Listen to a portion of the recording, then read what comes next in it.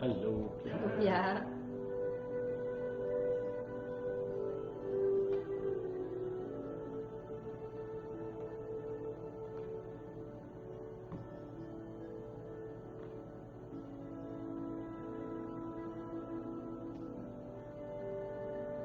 Allô, Salut, Daniel.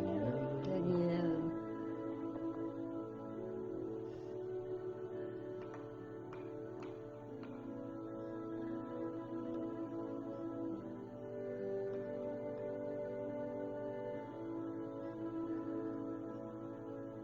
Jacinthe. Allô.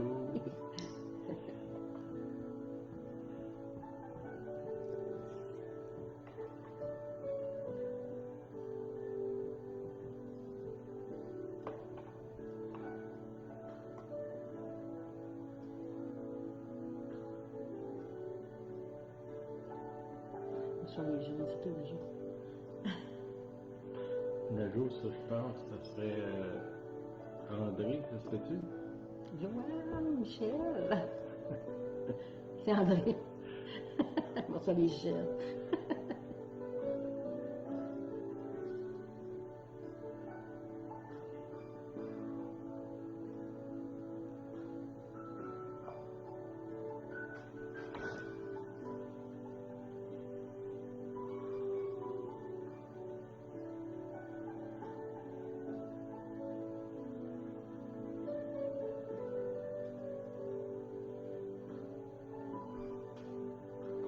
Salut, Claude. Claude.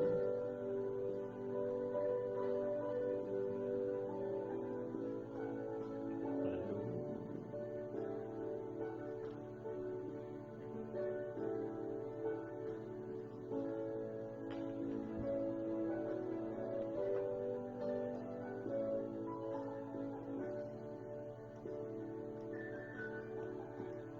C'est bien lui. Oui, c'est bien lui.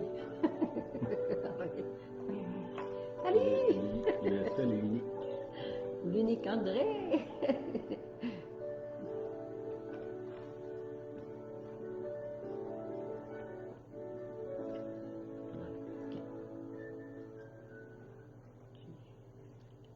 Bonjour, les amis. Bonsoir, tout le Bonsoir. monde. OK, une couple d'affaires avant qu'on y aille dans l'étude, là. Euh, on est en train d'examiner là, pour recommencer les réunions ici. Ça va prendre un petit peu. Allô, François. François, salut.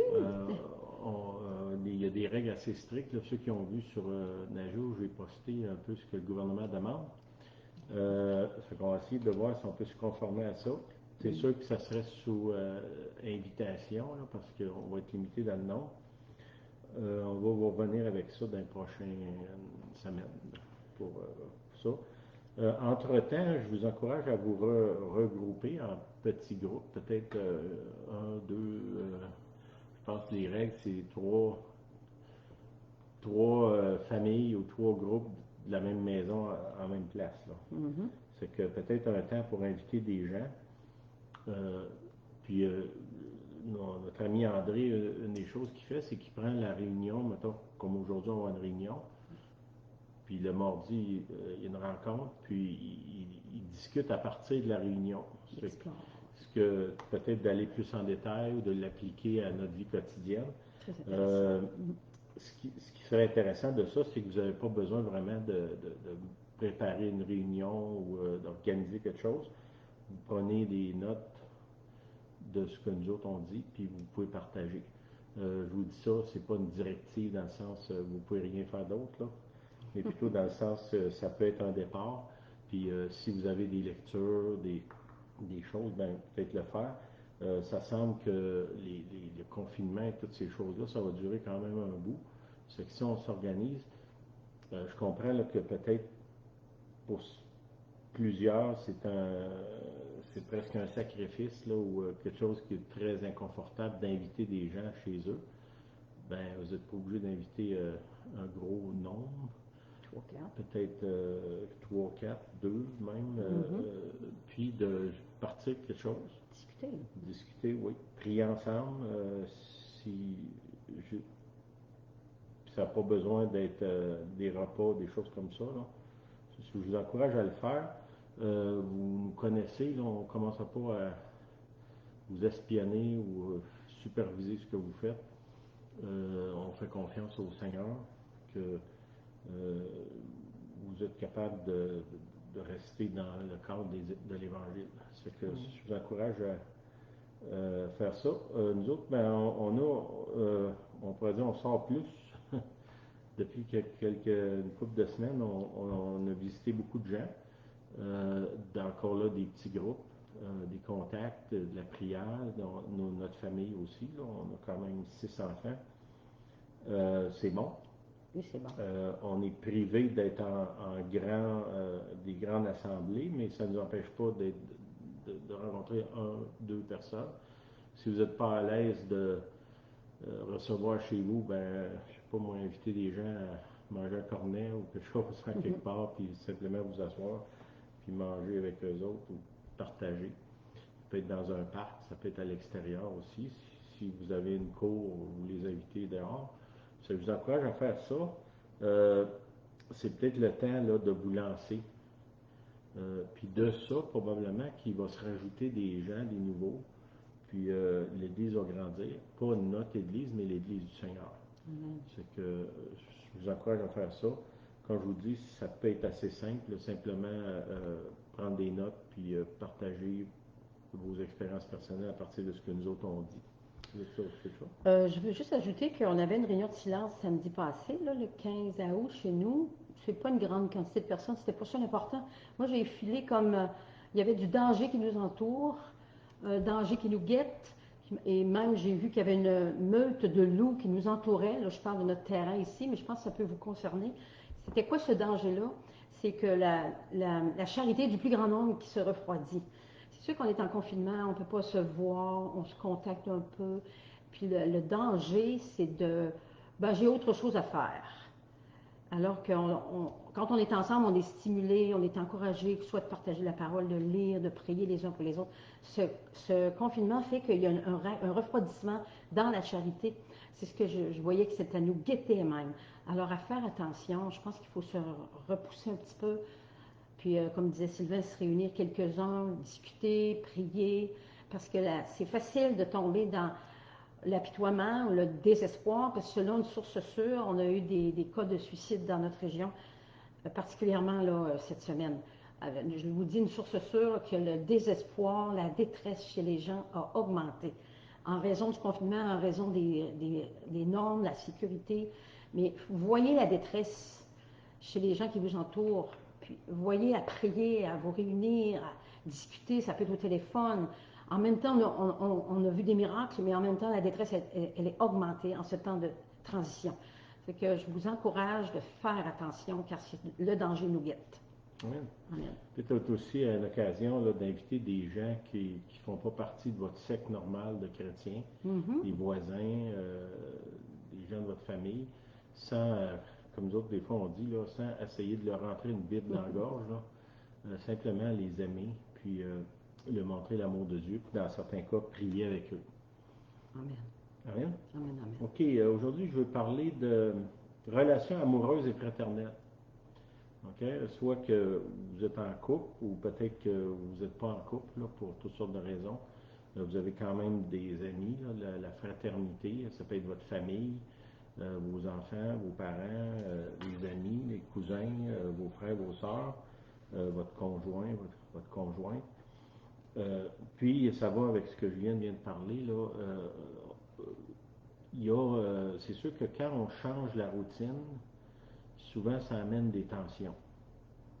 Puis on sait, ça fait des années on vit un peu les mêmes choses de routine. Puis soudainement, là, au mois de mars, il y a plein de choses qui ont basculé, autant au niveau relationnel, au niveau géographique. Les gens qui sont soudainement obligés d'être enfermés, on pourrait dire, confinés dans la même maison avec les enfants ou avec un conjoint qu'on n'est pas habitué de passer autant de temps que ça avec. Dans d'autres cas, c'est des gens qui tombent seuls, complètement isolés, puis la difficulté d'aller voir des gens. Les gens, on dirait qu'ils ont peur de nous voir. Puis, qu'est-ce qu'on fait avec ça? dans le fond, je veux parler de la difficulté qu'on a à avoir des relations harmonieuses et durables. OK? Euh, bon, il y a plusieurs choses dans la Bible qui nous parlent de ça. Je pense que si vous avez donné votre vie au Seigneur, une des choses qu'on désire finalement, c'est la quête des humains, on dit, c'est la quête du bonheur. OK? On cherche le bonheur, des fois on ne cherche pas à bonne place, des fois on cherche de la mauvaise façon.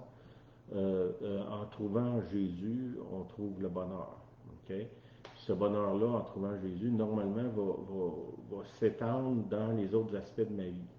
Si je le laisse approcher assez, je le laisse faire, ça va influencer tous les autres aspects de ma vie. Parlant de... on parle avec des gens, là, c'est sûr, c'est notre travail. Là. Il y a beaucoup de monde là, qui se chicane. On dirait que c'est rendu un sport national là, chez certains. La querelle, dans certains cas, c'est ce qu'on nous on appelle bouder, là, se retirer de la relation ou ne pas laisser l'autre approcher, s'isoler. Dans d'autres cas, c'est agresser. Ça dépend peut-être des caractères aussi, là, mais tout ça, ça brise l'harmonie, puis normalement, ça va endommager la durabilité de la relation. Puis ça, c'est malsain. Je vais aller dans Galates, l'Épître aux Galates, là, au chapitre 5. On va regarder là, ce qu'il y a là-dedans. Je pense qu'il y a des choses. Je comprends qu'il y en a ailleurs, il y a beaucoup d'autres choses qui parlent de ça, mais je pense que si vous prenez ce que j'amène aujourd'hui comme un point de départ, peut-être qu'il y aurait un examen personnel à faire. Essayez de ne pas examiner l'autre, mais examinez-vous vous-même. Hein? Ça dit dans la Bible. Ça dit, Galates 5,13, ça dit, frères, vous qui avez été appelés à la liberté, vous avez été appelés à la liberté, seulement ne faites pas de cette liberté un prétexte pour vivre selon la chair. Quand je donne ma vie au Seigneur, je deviens un homme ou une femme libre. Okay? Libre, ça veut dire tu as le choix de faire le bien ou le mal. Libre, ça ne veut pas dire je suis libre, j'ai plus aucune tentation. Tout d'un coup, moi qui étais un enragé, je vais être doux comme un agneau. C'est pas ça que ça veut dire libre.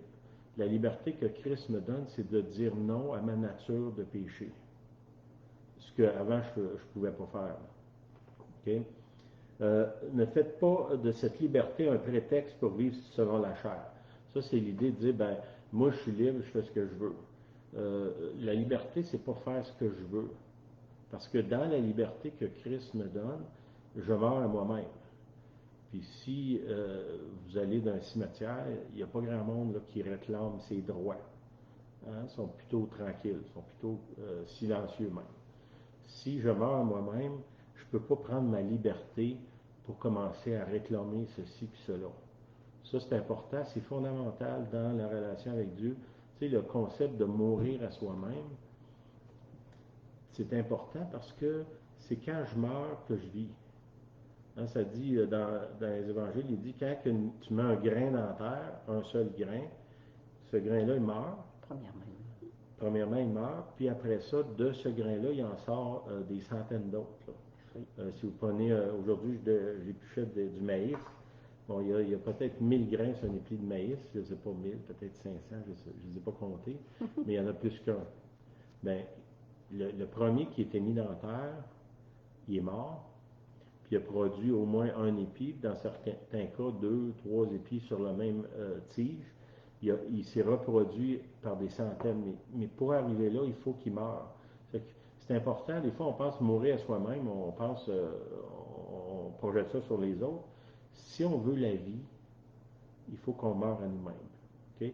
Mourir à nous-mêmes, on va le voir, là, qu'est-ce que ça implique. Là. Je suis encore au Galates 5,13. Mais rendez-vous par la charité, serviteurs les uns des autres. Okay? Ça, c'est une des affaires de mourir à soi-même. Moi, dans ma nature, j'ai ma nature charnelle, ça serait plus à dire que tout le monde est né pour me servir. Hein? Puis bon, c'est pas tout le monde qui va le dire comme ça, là, mais ça finit que c'est ça pareil. On approche les autres, c'est pour notre intérêt. on appelle ça le crochet, là. Je vais vers toi, mais c'est pour moi. Puis ça, ben, c'est contraire. Ici, il dit, si tu veux, si tu es vraiment libre, tu deviens serviteur. C'est contraire. Nous autres, quand je suis libre, c'est moi le boss. C'est moi qui dirige, c'est moi qui tire avantage. Tout se rapporte à moi. Dans l'Évangile, c'est le contraire. Puis, tu sais, dans le fond, est-ce que la sagesse de Dieu, si on l'applique, pourrait nous donner des meilleurs résultats que notre propre sagesse? Je pense que l'histoire de notre propre vie nous démontre que oui. Okay? Mais il faut l'essayer. Okay? Je suis libre du péché, ayant reçu le Saint-Esprit pour me guider et m'aider à maîtriser la chair. Okay? C'est quoi la chair? C'est tout se rapporte à moi. Toutes les relations, c'est je vais vers quelqu'un pour que moi je paraisse bien, que moi je vais retirer de la relation, je vais avoir un avantage, cette personne-là va m'amener à quelqu'un d'autre. Fait que tout ça, c'est dans la nature humaine. C'est là dans nous-mêmes. Bon, comment dire, la plupart de nous autres, on n'ose pas l'avouer, mais c'est là. On approche quelqu'un, euh, puis on est là, puis on est déjà en train de faire des mathématiques et des calculs. Puis ça, c'est le contraire. Le Saint-Esprit nous guide, puis nous aide à maîtriser ces envies-là. Comme je vous ai dit l'autre fois, la chair, tu ne peux pas t'en débarrasser. Tu peux la maîtriser. Tu sais, je peux pas venir, je suis tellement spirituel là, que moi, là, je pense juste aux autres. Non, je pense tout le temps à moi. C'est un mensonge d'ailleurs. Ben, c'est ça. Il Je vient, pense, il vient de mentir. je pense tout le temps à moi, mais là, je suis capable d'étouffer cette pensée-là, puis de faire passer l'autre avant. Ça veut dire que mon désir d'utiliser puis de manipuler l'autre, il est là.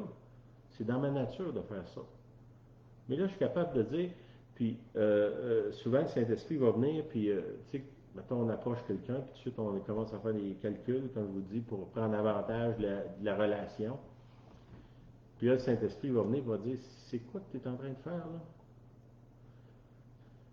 Puis là, on est là, qu'est-ce qui se passe? Si le Saint-Esprit me parle, puis il me dit, là, tu marches dans la chair, tu t'approches de quelqu'un pour prendre avantage de lui. Comme je vous dis, ça, c'est naturel, c'est dans notre nature. C'est là. Puis pourquoi Dieu nous a donné le Saint-Esprit, c'est pour nous aider à sortir de ça.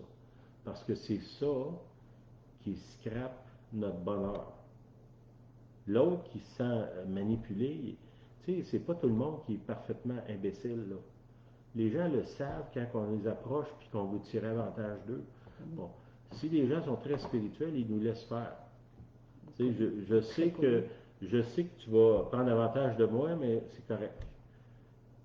Ou dans d'autres cas, ils sont vraiment naïfs, puis ou ils sont pas capables de dire non, puis là, ils se font avantager constamment. OK? Je pense que vous saisissez ce que je veux dire, j'espère. Au verset 14, car toute la loi est accomplie dans une seule parole, dans celle-ci, tu aimeras ton prochain comme toi-même. Puis là, je me disais, c'est qui moi-même? Je suis qui moi? Bon, dans moi, il y a l'homme spirituel, puis il y a l'homme charnel. L'homme charnel, c'est tout vient à moi. C'est moi qui est au centre. Puis l'homme spirituel, c'est le Seigneur qui est au centre. Mais le Seigneur, dans le fond, vous comprenez que Dieu n'a pas besoin que je l'aide, là. Quand l'image que j'avais eue de ça, c'était quand je donne ma vie au Seigneur, puis que je mature dans la foi, puis j'ai vraiment donné ma vie, Dieu va me prendre puis il va me donner aux autres. Hein, les apôtres, les prophètes, c'est des dons des hommes ou des femmes qui ont été donnés au peuple de Dieu ou au monde même. Mais ces gens-là, avant d'être donnés, il faut qu'eux-mêmes se soient donnés. Ils se sont donnés à Dieu, puis Dieu les redonne. Ça, c'est un signe de maturité. Okay? Tu aimeras ton prochain comme toi-même. Là, je me demandais, mais moi-même, je suis qui? C'est moi qui vais avoir le dernier mot. c'est moi qui vais être aimé. Tout se rapporte à moi-même, puis qui demande aux autres de faire les efforts. Ça, c'est moi, là. Okay? Puis l'homme spirituel, c'est quoi? C'est la règle d'or, là, ça dit « Faites aux autres ce que tu aimerais qu'ils te fassent. » Ben, tu veux être aimé? Ben, aime. Hein? Tu vas avoir le dernier mot, laisse le dernier mot à l'autre. Tu veux que les autres fassent des efforts, toi fais des efforts. Retourne, renverse la vapeur de ta vie centrée sur toi-même, puis centre-la sur l'autre. Ce que tu désires pour toi, fais-le aux autres. C'est ça que ça dit. Ce que vous voulez que les autres fassent pour vous, faites-le de même pour eux. C'est quand j'ai une montée de charnelle qui vient sur moi, ou est-ce que j'ai envie d'arracher quelque chose à quelqu'un, ben là, j'ai le Saint-Esprit pour me maîtriser, puis peut-être c'est le moment pour moi, justement, d'arracher quelque chose de moi-même, puis de le donner à l'autre. Puis là, c'est à ce moment-là que j'arrête d'accomplir les désirs de la chair. Okay? Au verset 15, ça dit, mais si vous vous mordez et vous dévorez les uns les autres, prenez garde que vous ne soyez détruits les uns par les autres. OK? Quand on marche dans la chair, ça finit qu'on dévore les autres. Parce que les autres deviennent des proies. Puis quelle que soit mon intention, qu'elle soit financière, sexuelle, relationnelle, quoi que ce soit, la personne qui est devant moi devient une proie. Puis là, qu'est-ce que ça dit? Si tu la mords, tu la dévores, bien, ça va finir que toi-même, tu vas être détruit. Parce que c'est quand même assez rare des gens qui se laissent prendre avantage constamment sur une très longue période. Il y en a, là, mais c'est plutôt exceptionnel. Qu'est-ce qui se passe quand moi, je mords puis je dévore? Ben, je suis de plus en plus isolé. Puis là, ce que ça produit, ça, c'est que mes morsures, puis ma soif de dévorer, elle augmente de plus en plus, puis je deviens presque une menace pour les autres à ce moment-là. Hein, les gens qui tombent dans la violence, que ce soit verbal, l'escroquerie, toutes ces choses-là, ça finit que c'est comme une exaltation du moi qui s'envenime parce que les gens de plus en plus s'éloignent de moi. Là. Donc, mes efforts pour les maîtriser sont de plus en plus graves. Là. OK? Fait qu'on n'est pas obligé de se rendre là. Quand la recherche du bonheur est centrée sur nous, parce que, comme je vous ai dit, tout ça, ce que je pense ce soir, c'est la quête des humains, la quête du bonheur. Et quand la recherche du bonheur est centrée sur nous-mêmes et que les moyens que nous utilisons pour l'atteindre sont charnels et non spirituels, nous finissons par nous dévorer et nous détruire. Okay? La quête du bonheur, c'est sain, puis c'est justifié, là. C'est bon. Okay? Le problème qu'il y a, c'est les moyens qu'on utilise pour atteindre le bonheur, puis aussi notre définition du bonheur. Tu sais, une des choses qu'on apprend des gens qui sont très généreux, on se rend compte que c'est les gens les plus heureux. Ceux qui donnent le plus, c'est eux qui sont le plus heureux.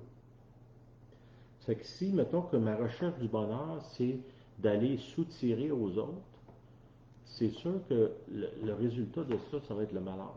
Je vais être triste, je vais être malheureux. Puis c'est encore centré sur moi-même. Si je centre ma vie sur les autres, ça, il y a des études scientifiques qui disent ça, la Bible nous dit qu'il y a plus de bonheur à donner qu'à recevoir. Tu sais, des fois on entend ça, qu'on dit non, moi j'aime mieux recevoir. Oui, ça c'est ta nature charnelle. C'est sûr que tu aimes mieux recevoir, moi c'est pareil. Julienne, je ne sais pas, là, mais moi je suis comme ça. Mais la Bible m'enseigne que si tu veux vraiment être heureux, tu vas trouver ton bonheur en donnant. Ça, c'est contraire à ma nature. Vous comprenez? OK.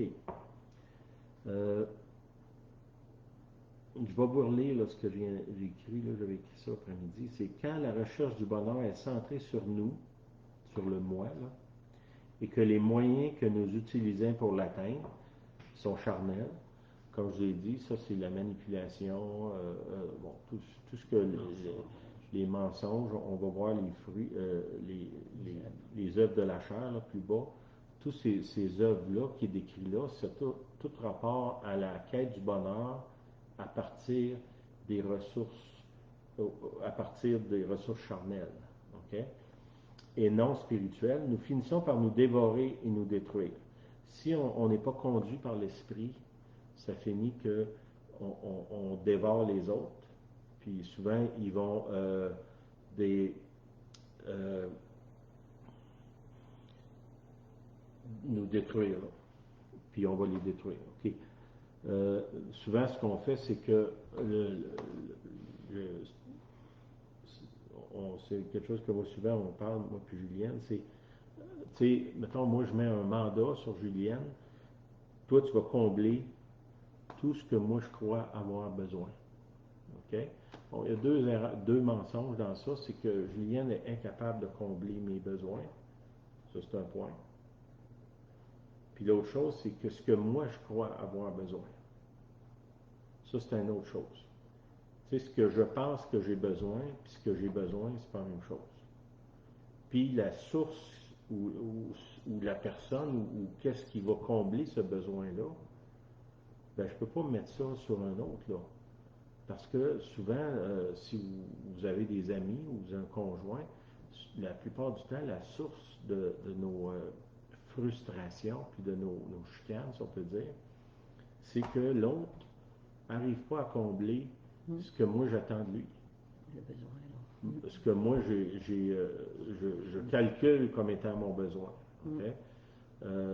Puis des fois, ce besoin-là, c'est pas vraiment ça que j'ai besoin. Là. Ce que ça fait, c'est plus que je mets de pression sur Julienne pour combler mon vide, plus qu'elle va s'éloigner, là. Ou qu'elle va se donner tellement qu'à un moment donné, elle va s'effondrer. Parce qu'elle n'arrivera jamais à atteindre ça. Voilà. Puis ça, c'est important qu'on comprenne ça, que quand on approche quelqu'un, qu'on ne soit pas comme une sangsue qui il va. Donne, là. Oui, c'est ça. Hein, dans le proverbe, ça dit la sangsue a deux sœurs. Donne. Hein, ces deux sœurs, elles s'appellent donne. Ça veut dire donne-moi. Bon. Donne. Ça, c'est le contraire de l'Évangile. L'Évangile, ça dit toi, donne. Au lieu de siphonner de l'autre, de donner. OK? Ça, c'est important parce que, puis je veux vous encourager, peut-être que vous avez une histoire d'échec dans votre vie par rapport au niveau relationnel, au niveau amoureux. Ben, tant que vous êtes en vie, le Seigneur peut racheter ça. Et voilà. Fait que, comment je dirais, c'est pas, en écoutant ce que je dis aujourd'hui, ben, c'est pas le temps de vous apitoyer sur votre sort. C'est peut-être de prendre ça comme dire, ben, il y a de l'espoir pour moi. Puis de cet espoir-là, demandez au Saint-Esprit de changer votre cœur, votre attitude, pour que dans l'avenir, comment je dirais, le passé ne soit pas garant de l'avenir. À partir du fait que je me donne au Saint-Esprit, je me donne au Seigneur, je me donne à la vie dans l'esprit au lieu dans la vie dans la chair, que ça peut être transformé. C'est qu'il n'y a pas d'âge, puis il n'y a pas de trou trop profond que Dieu ne peut pas vous sortir de là. C'est que si vous avez eu des échecs dans le passé, ben, le Seigneur peut transformer ça. Vous voyez ça comme un encouragement, là. Ok, on est rendu au verset 16. Ça, c'est... il dit, je dis donc, marchez selon l'esprit, et vous n'accomplirez pas les désirs de la chair. Okay? Le plus grand ennemi de mon bonheur, c'est moi. Okay? Une partie de ma vie, j'ai pensé que c'était Julienne. Hein? Parce que Julienne n'arrivait pas à combler tous mes désirs, mes passions, mes choses. Mais qu'est-ce qui s'est passé? C'est qu'à un moment donné, je me suis approché de Dieu, puis Dieu m'a révélé que le problème, c'était pas Julienne, c'était moi. j'avais des attentes sur elle qui étaient démesurées, puis il endommageait la relation, puis il tenait éloignés un de l'autre. Tu sais, quand quelqu'un il te serre assez qu'il t'étouffe, ben tu ne veux pas trop se faire serrer, hein? Ben des fois, c'est ça qu'on fait. Puis, comme je vous ai dit, si on le fait dans le passé, ben, on peut se racheter puis arrêter de le faire. Puis c'est ce que Dieu nous appelle à faire. Okay? Le plus grand ennemi de mon bonheur, c'est moi. Il y a un frère qui disait, j'aimais son image, il dit quand je regarde toutes les scènes de crime dans ma vie, le seul qui est tout le temps là, c'est moi. Hein? Toutes les fois qu'il y a eu une séparation, une chicane, une division dans ma vie, le seul qui est toujours présent dans toutes ces affaires-là, c'est moi. C'est que je ne peux pas tout le temps pointer le doigt des autres. Tu sais, tout le monde entier a tort, sauf moi. Tous les gens que j'ai rencontrés dans ma vie, ils ont tous tort, sauf moi. Tous ces gens-là n'ont jamais fait d'efforts. C'est moi qui faisais tous les efforts. Ben, des fois, c'est ça qu'on pense. Il faut que ça soit brisé, ça. Comme je vous dis, le pire ennemi de mon bonheur, c'est moi-même.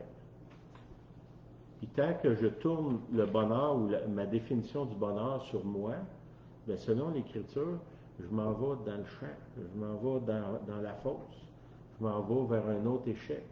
Hein? Je ne sais pas si vous êtes comme moi, mais mes échecs relationnels, j'en ai assez, je n'ai pas besoin d'en rajouter. Il faut que je change parce que je n'ai pas le pouvoir de changer les autres. C'est moi qui dois changer. Okay? Puis comme je vous dis, la presque totalité des moments où est-ce que ça a été vers un échec relationnel, je suis en grande partie l'architecte de ça. Okay? Un des grands buts de la rédemption, c'est d'être racheté de moi-même. Okay? Quand Jésus est mort, il est mort pour moi. Pourquoi? Parce qu'il n'y avait pas d'autre solution.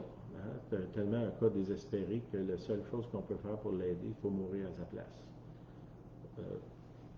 Ça, c'est les rédemptions. Jésus dit, je meurs à ta place, puis en échange, c'est comme Jésus me dit, si tu me donnes ta vie, je te donne la mienne. Bien, il faut l'apprendre, l'accepter sa vie. Okay? C'est là que c'est d'être racheté de moi-même. C'est ça que j'ai besoin, d'être racheté de moi-même. Souvent, on prend l'Évangile et on met un miroir en face des autres. Seigneur, change ma femme, change mes enfants, change mes parents, change mon pasteur, change mes amis. Mais pourquoi pas commencer en disant, Seigneur, change-moi. Change-moi. Change mon cœur, Seigneur. C'est un chant qu'on chantait. Là. Puis le Seigneur, il dit, je vais vous donner un cœur nouveau. Pourquoi? Parce que votre cœur est tordu. Depuis quelques semaines, c'est drôle parce que depuis des années que je prêche, c'est exceptionnel que je vais dire à Julienne sur quoi je vais prêcher. C'est pas arrivé très rarement. Puis depuis 2-3 semaines, avant la réunion, Julienne a dit, je cherche tel verset, là, c'est tout ce qui est. Puis elle tombe sur les versets que moi j'ai pour amener mon message. Ça fait que Julienne, aujourd'hui, elle avait le verset 17, là, on est rendu là. Ça, je vais la laisser partager. 5, 17. Je lis le 17. C'est Galates 5, verset 17. Car la chair a des désirs contraires à ceux de l'esprit. Ils sont opposés entre eux, afin que vous ne fassiez point ce que vous voudriez. Comment moi j'interprétais ce verset-là, c'est que moi, le matin, je me lève avec des projets, des désirs, c'est rien de mauvais, là. Puis là, la journée commence, tout va bien, j'ai prié, que ta volonté soit faite. Mais mes désirs étant charnels, pas nécessairement mauvais, l'esprit vient, puis là, toute la journée est chamboulée. Il y a des téléphones, on a eu des visiteurs à l'improviste, il y a eu des choses à faire, que mon beau projet du matin est complètement transformé vers du mal, non, vers du bien. Mais moi, je suis venue un peu, après quelques semaines, ce verset-là, là, sans arrêt. C'est comme si je disais, ben moi, j'ai des choses à faire, j'ai plus vraiment le temps, j'ai mes projets. C'est ce verset-là, sans arrêt, afin que vous ne fassiez point ce que vous voudriez. En priant la volonté de Dieu, Dieu intervient, il fait sa volonté, la mienne, ben, il faut qu'elle soit un peu mise de côté. Puis ça vient nous troubler, nous remuer. Il faut vraiment saisir que c'est l'esprit qui nous conduit. C'est l'esprit. Si on dit marcher selon l'esprit, tout le monde veut marcher. Ah, je veux marcher dans l'esprit. Savez-vous que votre volonté, elle va être mise de côté? Ce sera la volonté de Dieu. L'exemple que je voyais dans ça, c'est que Jésus de Gethsémane.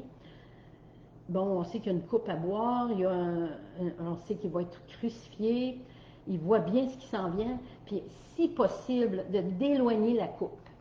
Donc, pas, je la veux pas. C'est ça que ça voulait dire. Si c'est possible, là, je la veux pas. C'est ma volonté, je veux pas. Sa chair parlait, c'est sûr. Pour en arriver à faire la paix avec lui-même, non ma volonté, mais celle de Dieu. Évidemment, il est allé à la croix. Il avait l'air d'être assez paisible. Il aurait pu se remuer plus, parce que Pierre aurait été là, les disciples auraient combattu pour le sauver. Mais quand il a capitulé, il a accepté la volonté de Dieu, la paix s'est installée. Puis au lieu d'être troublé, il était en paix. OK, Seigneur, ta volonté, je vais y aller à la croix. Sachant très bien que ce n'était pas très drôle. Parce que si on veut marcher dans l'esprit, c'est des choses comme ça qui vont se produire. Soyez pas troublés, un peu des fois un peu frustrés. Je veux faire telle chose, je ne suis pas capable. Ça fait 4 jours que je veux faire telle chose, c'est impossible. Ça m'arrive depuis 3-4 semaines. Puis je dois faire attention parce que, ben là, je suis frustrée, là. Des choses comme ça. Mais par contre, ce verset-là me parlait beaucoup. Mais je veux revenir au verset 15 que Sylvain vient de mentionner. Je vais le relire. Mais si vous vous mordez et vous dévorez les uns des autres, prenez garde que vous ne soyez détruits les uns par les autres. Ça va avec le danger que je voyais de samedi. La charité est du plus grand nombre qui se refroidit. Et c'est une mise en garde. On la voit ici. Ne vous mordez pas ni vous dévorez les uns les autres. Moi, j'avais le verset, si on donne, donnez, il vous sera donné. Tout le monde est d'accord? Donnez, il vous sera donné. Critiquez et vous serez critiqué. Dévorez, vous serez dévoré. Blasphémez, on va blasphémer contre vous. On prend le verset, là, puis on met toutes sortes de choses très dans la chair. Vous disputez, on va vous disputer. Donc, vous allez être détruit. Ça va être la destruction. Tout simplement. Donc, prenez garde d'être détruits les uns par les autres par des paroles. On sait qu'il y a des divisions qui s'en viennent. Il y a des gens qui sont... Sylvain il a posté quelque chose la semaine passée. Il y a des grandes amitiés qui se sont brisées récemment. Un s'en va là, puis l'autre s'en va là, puis à un moment donné, ça ne se rejoignait plus. Les gens sont obligés de dire, bon ben ok, on coupe la ligne. Qu'est-ce qui se passe? On est en train d'être à la limite de se détruire les uns par les autres. Puis je trouvais ça triste. Parce qu'on veut tous marcher dans l'esprit, on veut tous marcher dans l'unité, on est tous des chrétiens. Voyez-vous comme c'est facile. Puis je me rappelle une parole de Martin Luther King. Il a été, on sait, c'est un prédicateur, pasteur américain de couleur noire. Lui il a dit, si vous n'apprenez pas à vivre entre frères, comme des frères, vous allez mourir en imbécile. Ça parlait aussi. Il faut apprendre à vivre les uns à côté des autres avec la paix. Sinon, on va mourir comme des imbéciles. C'est triste, hein? C'est ça que je voulais apporter. Seigneur, libère-nous de l'imbécilité. L'imbécilité qui nous guette sans arrêt, hein? Vous voyez? Oui, OK. Merci, Seigneur. Amen. OK. Verset 18. Galates 5, 18. Si vous êtes conduits par l'Esprit, vous n'êtes point sous la loi. OK. Point sous la loi, ça ne veut pas dire, comme on a vu plus haut, là, que je fais n'importe quoi. C'est que je suis un homme libre. Donc la loi de l'homme est bonne. Oui. Ben oui. La loi des hommes est bonne. C'est ça. Ben oui. Un des affaires que je vois là actuellement, c'est que on est rendu au buffet chinois. Là. Je prends juste ce qui fait mon affaire. J'ai vu ça depuis des années dans la Bible, des gens qui ils montent un verset ou un passage en épingle, puis de l'autre côté, ils l'ignorent. Puis là, actuellement, on est en train de faire ça avec les lois civiles. Moi, je suis juste les lois qui font mon affaire. Faites attention, là, ça aussi, ça fait partie de l'homme charnel puis l'homme spirituel. Comme Vienne elle a parlé par rapport à Jésus, quand le Père il était prêt à envoyer Jésus sur la croix, qu'il y ait un débat à l'intérieur de Jésus qui dit, ben Seigneur, y a-t-il un autre moyen que ça? C'est la chair qui parlait, là. Mais en même temps, qu'est-ce qu'il fait? Il dit, ben pas ma volonté, mais la tienne. Ça, c'est important. OK. Verset 19. Or, les œuvres de la chair sont manifestes, ce sont l'impudicité. Bon, tous ces péchés-là, finalement, si on regarde, si on fait une relation avec nos relations les uns avec les autres, c'est des moyens humains qu'on utilise pour supposément arriver à notre bonheur, mais qui finalement nous éloignent ou nous privent de notre bonheur. Or, verset 19, Galates 5, 19, ça dit, les œuvres de la chair sont manifestes, ce sont l'impudicité, l'impureté, la dissolution, l'idolâtrie, la magie, les inimitiés, les querelles, les jalousies, les animosités, les disputes, les divisions, les sectes, l'envie, l'ivrognerie, les acceptables, les choses semblables. Okay? Dans tout ça, là, si mettons, si on ramène ça à notre sujet de ce soir, la quête du bonheur, puis en relation avec les autres, avec mon épouse, avec mes amis, avec les gens de l'Église, avec les gens avec qui je travaille, quand je tombe dans ces choses-là au niveau relationnel, qu'est-ce qui se passe? C'est que je suis tourné vers moi-même au lieu d'être tourné vers l'autre. Hein? Bon, je ne veux pas aller en détail dans tout ça, là. C'est des moyens humains pour arriver à nos fins au niveau relationnel. Tirer avantage des autres, tout ce que là-dedans, puis tout ça, c'est centré sur moi. Puis comme on voit, on connaît des gens qui se sont donnés, même nous-mêmes, à ces péchés-là. Puis qu'est-ce qui se passe, c'est qu'à la fin de la journée, tu es aussi vide, sinon plus que le matin quand ça a commencé. C'est que notre salut n'est pas dans ça. Et pas dans ces moyens humains-là d'arriver au bonheur. Okay? Dieu, il y a un autre moyen que ça. Paul, il continue au verset 21 en disant « Je vous dis d'avance, comme je l'ai déjà dit, ceux qui commettent de telles choses n'hériteront point le royaume de Dieu. Okay? » Bon, nous autres, on applique ça à quand tu vas mourir, tu n'iras pas au ciel. Mais le Seigneur nous appelle à marcher ici sur la terre dans le royaume de Dieu. Hein? Il dit à Moïse, enlève tes souliers, là, parce que où est-ce que tu marches, là, tu es dans le royaume de Dieu, tu es dans un lieu saint. Hein? Ça dit, une autre place, il dit, le royaume de Dieu est parvenu jusqu'à vous. Ça veut dire qu'aujourd'hui, je peux déjà commencer à marcher dans le royaume de Dieu. Fait que c'est pas juste de me priver de ces choses-là ou de débarrasser de ces choses-là dans ma vie. Qu'est-ce que ça fait? Ça me permet d'entrer dans le royaume de Dieu. Puis si je continue à marcher dans ça, ça me prive du royaume de Dieu. Puis le bonheur, je ne peux pas voir à d'autres places qui serait que dans le royaume de Dieu. Okay? Le royaume de Dieu, c'est quoi? C'est la paix, la joie, la justice par le Saint-Esprit. Okay. Romains 14, 16. La paix, la joie et la justice par le Saint-Esprit. Par le Saint-Esprit. Okay? 4 choses là-dedans. Là. La paix. Hein, André, il a posté Romains 12, 18. Là, en autant que cela dépend de vous, soyez en paix avec tout le monde. Comment je fais pour être en paix avec les autres? Il faut que je sois dans le royaume de Dieu. Parce que la paix, c'est là qu'elle est. Le royaume de Dieu, c'est la paix. La joie. C'est quoi la recherche du bonheur? C'est la joie. Hein? Quand j'ai mon bonheur, j'ai la joie. Ben, c'est où qu'elle est la joie? Dans le royaume de Dieu. Dans la justice. Ben, comme je vous ai déjà parlé dans les dernières semaines, la justice, laissons Dieu décider c'est quoi qui est juste. Nous autres, on est trop tordus pour décider ça. Laissons Dieu décider ce qui est juste. Quand je dis, ben c'est pas juste, là, les enfants, c'est pas juste, là, il y a eu 2 bonbons, moi j'en ai juste un. C'est pas juste. Qu'est-ce qui te fait dire que c'est pas juste? Si demain, toi, tu en as 2, puis l'autre, il en a un, ça va être juste? Non. Comprenez-vous? Justice à la carte. Ben oui, c'est ça. C'est une justice qui va selon la justice du buffet chinois. C'est pas ça la justice. Nous, comme je vous dis, on n'est pas équipés pour savoir ce qui est juste. Laissons ça, c'est le domaine de Dieu. Parce que Dieu, il voit le passé, il voit le présent, il voit le futur. Nous autres, on a de la misère à voir ce qu'il y en a dans nous autres. Là. La justice, souvent, c'est des choses qui s'étalent sur des années. Là. Fait que laissons Dieu décider ça. Okay?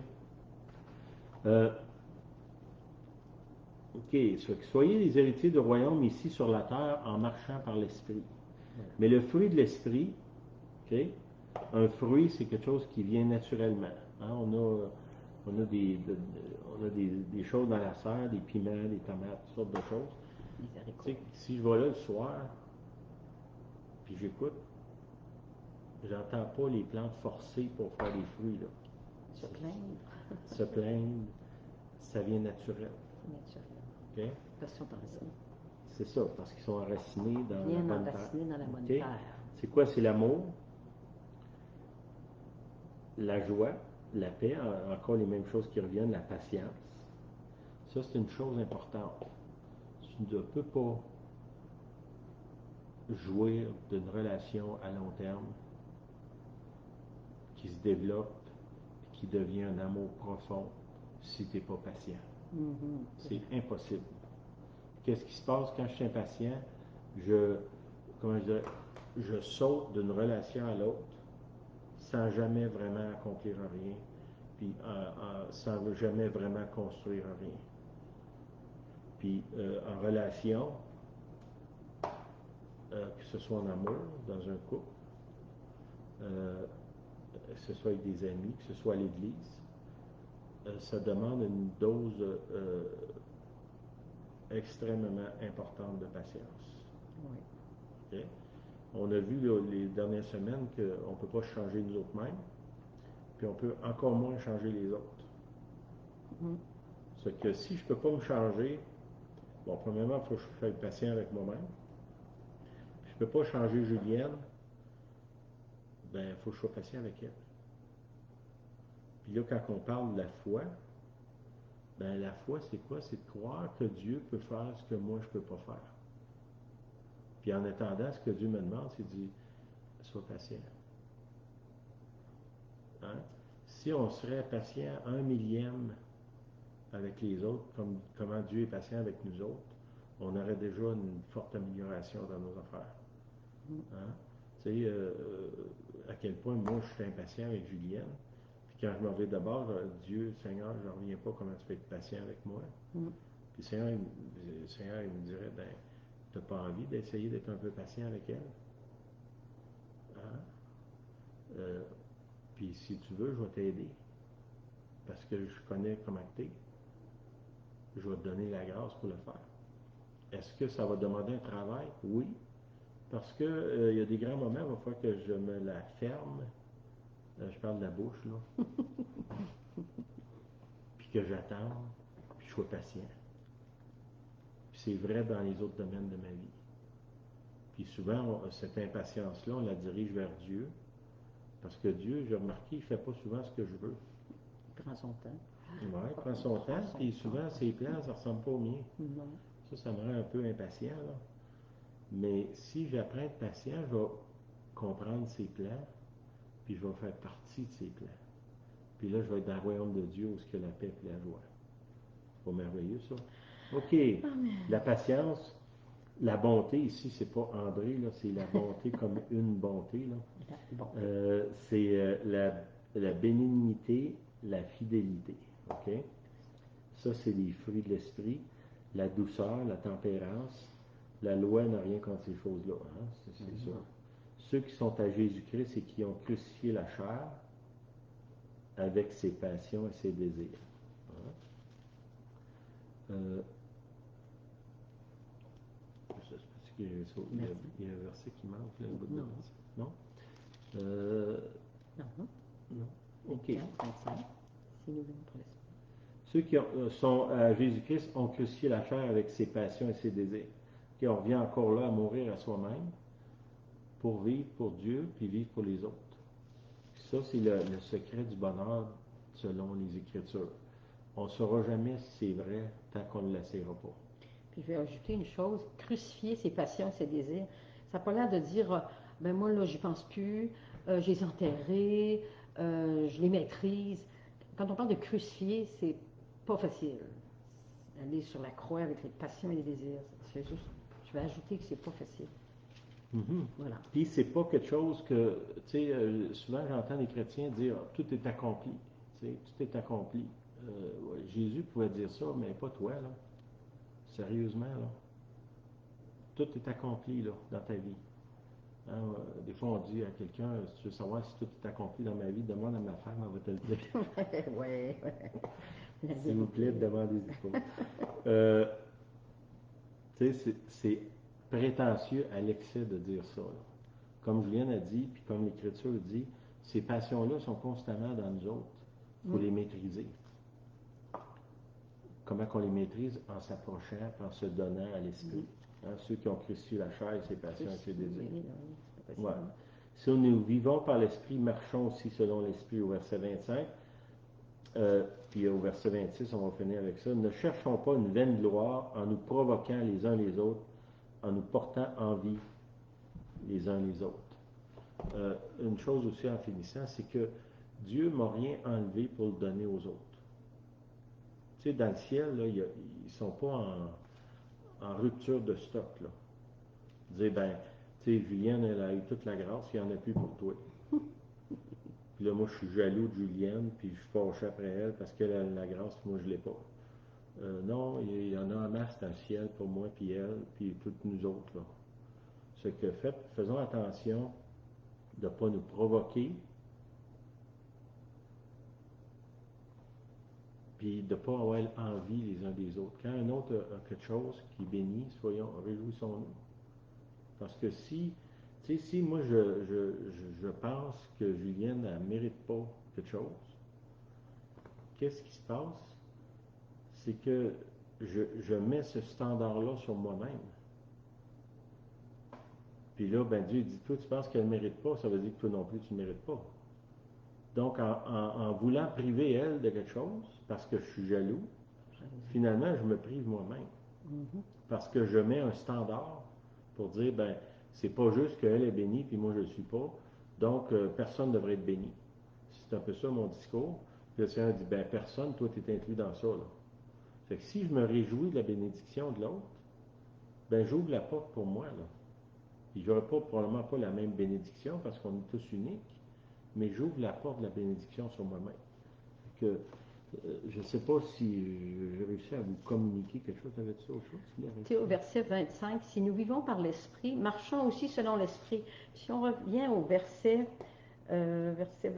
17, la chair a des désirs contraires à ceux de l'esprit, l'esprit en a des contraires à ceux de la chair.